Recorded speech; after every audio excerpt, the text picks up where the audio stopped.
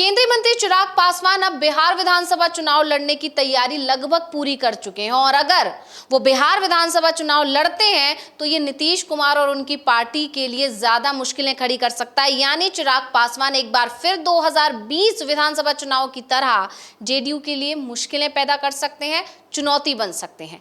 इस तरह की खबरें पिछले कई दिनों से चल रही हैं, लगभग तब से जब से अरुण भारती, जो कि उनके रिश्तेदार हैं, उनकी तरफ से ये दावे किए गए हैं कि चिराग पासवान को बिहार विधानसभा चुनाव लड़ना चाहिए और बिहार की जनता चिराग का इंतजार कर रही है और उन्हें सीएम फेस का उम्मीदवार बनना चाहिए क्योंकि राज्य को अब एक युवा सीएम की जरूरत है। इस तरह के दावे अरुण भारती की तरफ से जब किए गए, उसके बाद से इस तरह की खबरों को जोर मिल गया कि हो सकता है चिराग पासवान नीतीश कुमार के लिए मुश्किल बन जाए आने वाले समय में।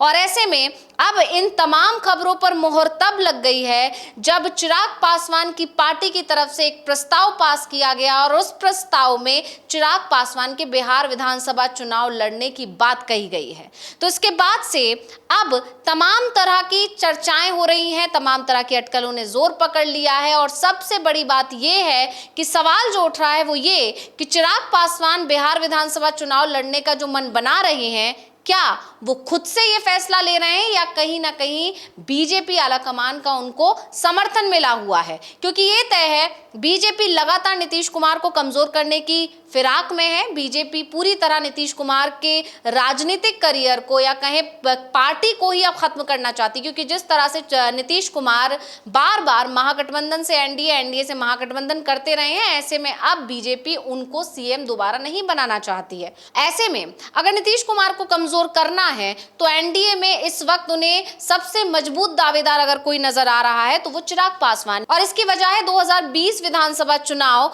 जब चिराग पासवान ने जेडीयू के ही सामने अपने उम्मीदवार उतार दिए थे और इससे पूरा नुकसान जेडीयू को हुआ था, नीतीश कुमार की पार्टी को हुआ था और नीतीश कुमार की पार्टी तीसरे नंबर पर सिमट कर रह गई थी। और यही वजह रही कि नीतीश कुमार को अब तक यानी इन 5 सालों में अपनी कुर्सी बचाए रखने के लिए यानी सीएम बने रहने के लिए कभी महागठबंधन तो कभी एनडीए करना पड़ा है। और ऐसे में अब बीजेपी उन्हें अगले चुनाव में ऐसा कोई मौका नहीं देना चाहती, इसीलिए उसने चिराग पासवान को आगे कर दिया है। लेकिन बड़ी बात यहाँ ये भी उठ रही है कि क्या चिराग पासवान को आगे करना बीजेपी के लिए मुसीबत बन जाएगा? क्योंकि चिराग पासवान अगर बिहार में विधानसभा चुनाव लड़ते हैं तो जैसे कि उनकी नीति रही है बिहार फर्स्ट, बिहारी फर्स्ट, और जिस तरह से लगातार उनके पिछले दिनों बयान भी आए हैं, जिस तरह से उन्होंने ये बताने की कोशिश की है कि वो बीजेपी की कोई प्रॉक्सी पार्टी नहीं है या बीजेपी की छत्रछाया में बढ़ रही पार्टी नहीं है, बल्कि उनकी पार्टी की अपनी एक विचारधारा है, अपने खुद के कुछ फैसले हैं, कुछ नियम हैं, उन्हीं पर वो चलकर आगे बढ़ना चाहते हैं। और दूसरी तरफ उन्होंने ये भी साफ किया है पिछले दिनों उनके बयानों में कि वो हिंदू मुस्लिम की राजनीति को बिल्कुल भी सपोर्ट नहीं करते हैं। इसके साथ ही जाति जनगणना का मुद्दा रहा हो, लेटरल एंट्री का मुद्दा रहा हो, आरक्षण का मुद्दा रहा हो, इन तमाम मुद्दों पर चिराग पासवान की राय केंद्र की मोदी सरकार से बिल्कुल अलग दिखाई दी है। ऐसे में जब चिराग पासवान का ये रवैया रहा है तो फिर बीजेपी उनका समर्थन क्यों कर रही है? क्या बीजेपी अभी चिराग के सहारे से अपना मतलब निकालकर चिराग को भी कोई धोखा दे सकते हैं? ये भी एक बड़ा सवाल यहाँ पर खड़ा हो गया है। तो अविनाश जी, सबसे पहले आपके पास आना चाहूंगी कि आखिर चिराग पासवान के बिहार विधानसभा चुनाव लड़ने को लेकर जो अटकलें लग रही थी, अब मोहर कैसे उस पर लगती हुई दिखाई दे रही है? तो जो एलजेपीआर की जो बैठक हुई है बिहार में आज रविवार को ही दिन ही, और उस बैठक में प्रस्ताव आया था कि चिराग पासवान को विधानसभा चुनाव लड़ना चाहिए और ये प्रस्ताव सर्वसम्मति से पास भी हो गया है। और सबसे बड़ी बात तो ये है कि चिराग पासवान को लेकर ये भी कहा गया है कि वो किसी जनरल सीट से चुनाव लड़ेंगे, वो आरक्षित सीट से चुनाव नहीं लड़ेंगे। अब तक चिराग पासवान ने 3 बार लोकसभा का चुनाव लड़ा है, 2 बार जमुई से वो जीते हैं चुनाव और 1 बार वो हाजीपुर से। ये दोनों सीटें सुरक्षित सीट रही हैं। और अब जो बात कही गई है वो कही गई है अरुण भारती की तरफ से। जब चिराग पासवान ने जमुई की सीट जिसको वो 2014 और 2019 में जीते थे, जब उसको छोड़ा था तो उन्होंने वो सीट अरुण भारती को सौंप दी थी। इस समय जमुई से अरुण भारती एलजेपीआर के सांसद हैं। अब उनका कहना ये है कि प्रस्ताव में ये भी कहा गया है कि चिराग पासवान जो चुनाव लड़ेंगे वो जनरल सीट से चुनाव लड़ेंगे, और उसके लिए ये भी कहा जा रहा है कि जो पटना में जो राजधानी है बिहार की, वहाँ से सीट तलाशी जा रही है कि चिराग पासवान को पटना की किसी सामान्य सीट से चुनाव लड़ाया जाए। अब एक तरीके से देखा जाए तो ये नीतीश कुमार को सीधा सीधा चैलेंज माना जा रहा है। नीतीश कुमार खुद 2005 के बाद से कोई चुनाव नहीं लड़े हैं। जब से वो सीएम बने उसके बाद उन्होंने चुनाव लड़ना ही छोड़ दिया है। उनको ये डर लगता है कि जनता के बीच जाएंगे तो कहीं ऐसा ना हो कि हम चुनाव हार जाएं और उसके बाद बीजेपी उनसे कुर्सी छीन ले। अगर नीतीश कुमार 2020 में खुद चुनाव लड़ रहे होते और चुनाव वो हार जाते तो फिर बीजेपी की तरफ से कहा भी जाता, तब भी नीतीश कुमार सीएम पद का जो ऑफर है वो स्वीकार करने की स्थिति में नहीं बचते। नीतीश कुमार लगातार विधान परिषद के सहारे ही सियासत कर रहे हैं, वहीं से हर बार चुनकर जाते हैं क्योंकि विधायक चुनकर देते हैं। तो इसीलिए क्योंकि नीतीश कुमार को अभी तक जनता के बीच से नहीं चुने गए हैं, वो जनता के मुख्यमंत्री इसीलिए नहीं कहे जाते हैं। और इसीलिए चिराग पासवान के लिए जो प्रस्ताव रखा गया है कि उनको विधानसभा चुनाव लड़ना चाहिए और साथ ही साथ वो किसी आरक्षित सीट से चुनाव नहीं लड़ें बल्कि वो जनरल कैटेगरी की सीट से चुनाव लड़ें, ताकि कोई ये ना कह पाए कि चिराग पासवान ने अपने लिए कोई सुरक्षित सीट तलाश की थी।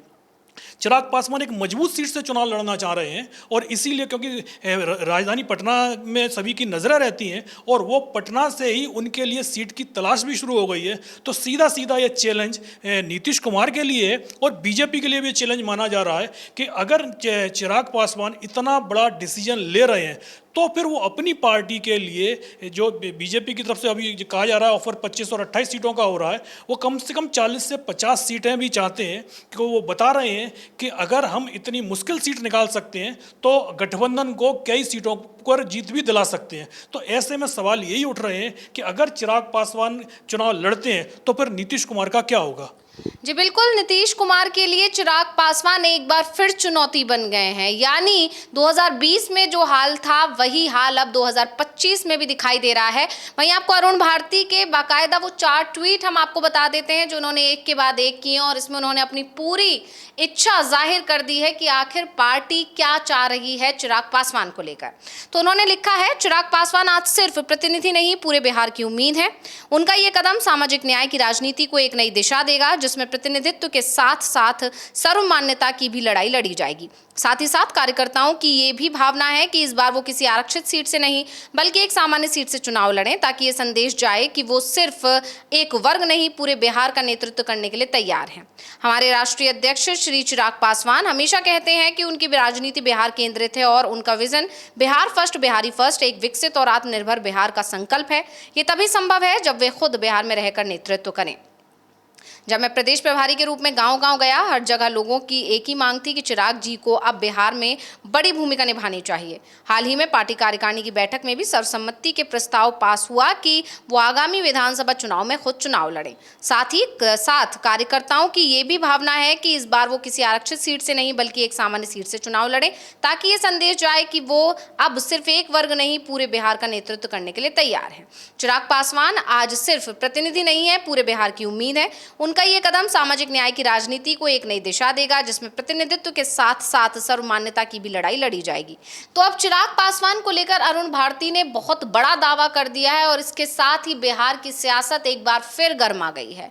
और अरुण भारती के इस ऐलान के बाद से सबसे ज्यादा खलबली जेडीयू में मची हुई है और कहीं ना कहीं अंदर खाने बीजेपी में भी चिराग पासवान को लेकर कहीं ना कहीं हलचल देखने को मिल रही है। और इसको लेकर सबसे बड़ी वजह ये मानी जा रही है कि जिस तरह से महागठबंधन में युवा चेहरों की भरमार है, कन्हैया कुमार हैं, तेजस्वी यादव को तो पूरी तरह अभी तक ये माना जा रहा है कि सीएम फेज वही है, तो ऐसे में एनडीए को भी युवा चेहरे की जरूरत है और इसीलिए बीजेपी युवा चेहरे के तौर पर चिराग पासवान को आगे कर रही है और इसके चलते बीजेपी के अंदर भी विरोध कहीं ना कहीं खड़ा हो सकता है। विनाश जी, नहीं बिल्कुल, जैसे आपने बताया अरुण भारती के ट्वीट को, उनमें 3 प्रमुख बातें हैं। पहला कि चिराग पासवान विधानसभा चुनाव लड़ेंगे। दूसरा वो जनरल सीट से चुनाव लड़ेंगे, और तीसरी जो सबसे महत्वपूर्ण बात है कि सीटों का दायरा सीमित नहीं होना चाहिए। यानी सीधा सीधा एनडीए गठबंधन को बता दिया गया है, बीजेपी और जेडीयू को, कि चिराग पासवान को आप सीमित रखने की कोशिश मत कीजिएगा।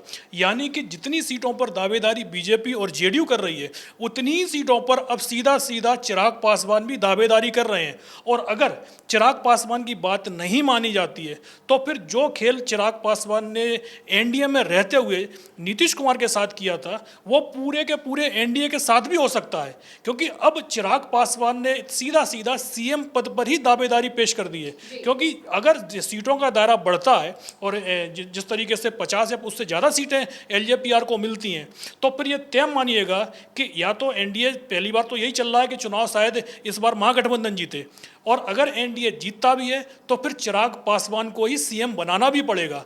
तो इसी को लेकर अब बीजेपी और जेडीयू बहुत ही ज़्यादा मुश्किल में फंसे हुए दिखाई दे रहे हैं। जी बिल्कुल। वहीं अगर जातिगत आधार पर आबादी की बात की जाए बिहार में, तो आपको बता दें कि राज्य में सबसे ज़्यादा आबादी अति पिछड़े वर्ग की है। बिहार में अति पिछड़ा वर्ग 36.01% है, जबकि पिछड़ा वर्ग 27.12% है, अनुसूचित जाति 19.65% है, अनुसूचित जनजाति की आबादी 1.68% है, और जनगणना के मुताबिक सवर्णों की आबादी 15.52% है। और इससे ये साफ है कि चिराग पासवान, जो कि अति पिछड़ों की और मुस्लिम समुदाय की राजनीति करते हैं, इस सब के आधार पर कहीं ना कहीं चिराग पासवान अभी नीतीश कुमार के विकल्प के तौर पर उभरते हुए दिखाई दे रहे हैं। और इसीलिए जेडीयू ही नहीं, बिहार में जो बीजेपी के युवा चेहरे हैं वो भी नाराज हो सकते हैं। बहुत बहुत धन्यवाद अविनाश जी तमाम जानकारी देने के लिए, और इसी के साथ मुझे यानी अंशिता को दीजिए इजाजत। नमस्कार।